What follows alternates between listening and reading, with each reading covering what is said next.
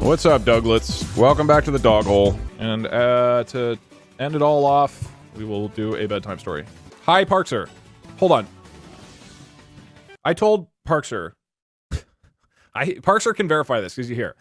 A couple days ago, I sent Parkser a message on Discord. We hadn't talked in a few days. All right, it's not like we were in the middle of a conversation. And I said, I'm thinking about hiring some more employees. Parkser's response was, I will not shoot them. Parkser, why was your first response to shoot my employees, Parkser? Jesus! Explain yourself! Because you always try to get me to shoot everything. Well, that's fair. I think we can all agree it's a positive thing that you now think of shooting people whenever I talk to you. Okay. This is... What is the prompt for the bedtime story? This is a bedtime story about how Parkser saved the world with his gun. Okay, we can't...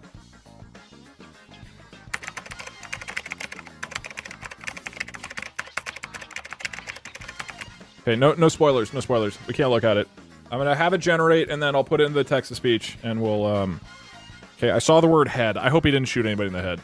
Parkser, goddammit. We really need to get you under control, Parkser.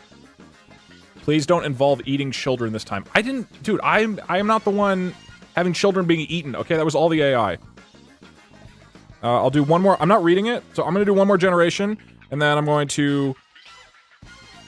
type the end. Okay, the end. Okay. Ladies and gentlemen, our bedtime story. This is a bedtime story about... Oh, wait, hold on, I need the audio swapped around. Firefox, you should be on system? Yeah. This is a bedtime story about how Parkser saved the world with his gun. It all started when Parkser pointed his gun at his family and fired. He was very angry because he'd been told by a stranger that his entire life had been planned out for him since birth, and it was terrible news.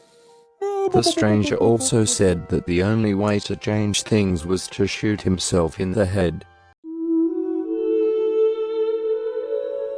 But Parkser hadn't wanted to do that. This is a good bedtime story. He'd just wanted someone else to tell him what to do next.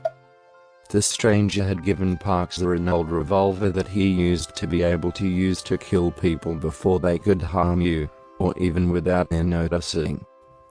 This particular weapon could not kill a person's soul, but would instead erase its memory of ever having existed. What? And this is why Parkser decided to give up on life. Wait. In fact, he decided that if he couldn't find anyone who could help him figure out what to do next, then he would kill himself. Don't do it, Parkser! He went into the woods behind his house and took out his gun.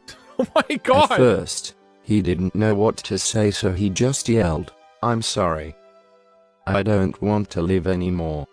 Then he pulled the trigger. Okay. But nothing happened. Okay. He was shocked. He tried again, and still nothing. Parkser, this is the worst! He looked through his pockets and found some bullets, Oh but no. they were all gone. Okay. Oh my gosh, he cried. I must have lost them somewhere along the way. So he searched the ground around him, but he couldn't find any bullets anywhere. Finally, he realized what had happened. He'd emptied the gun of bullets on the road back home. What? Parkser felt like he'd completely lost everything.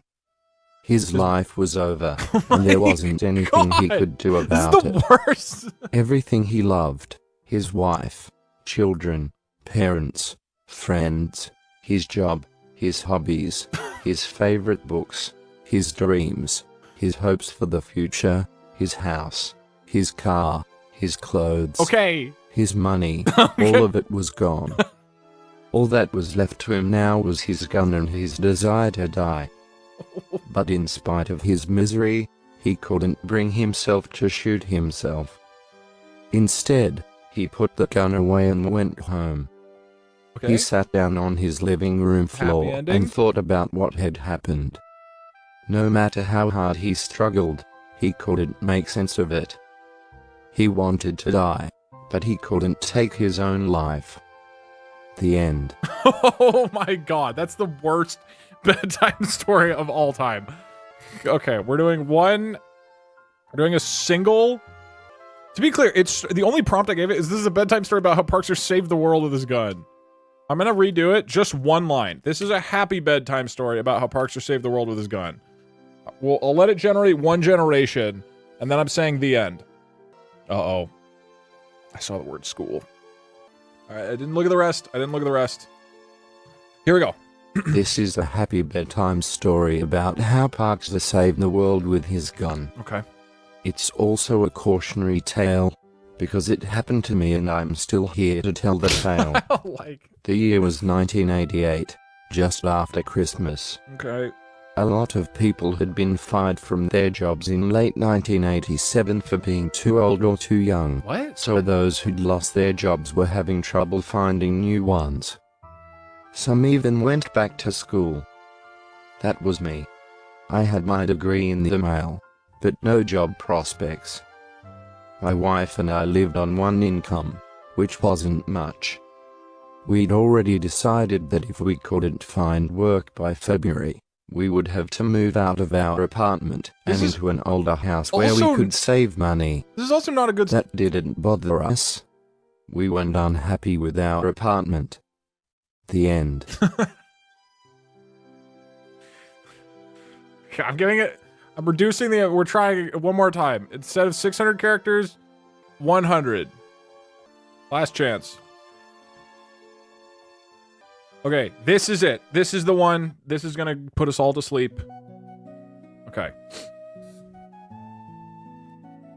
This is a happy bedtime story about how Parkser saved the world with his gun.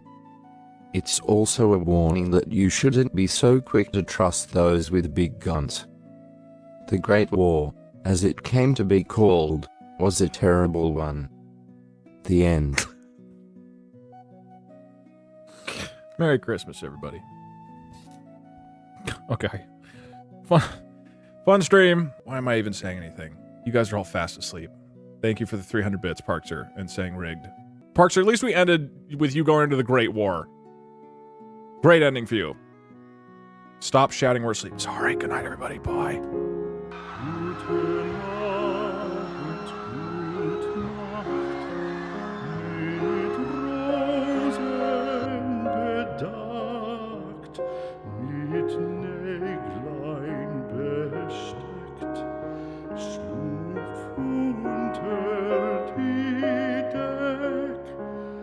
Morgen früh, wenn Gott will.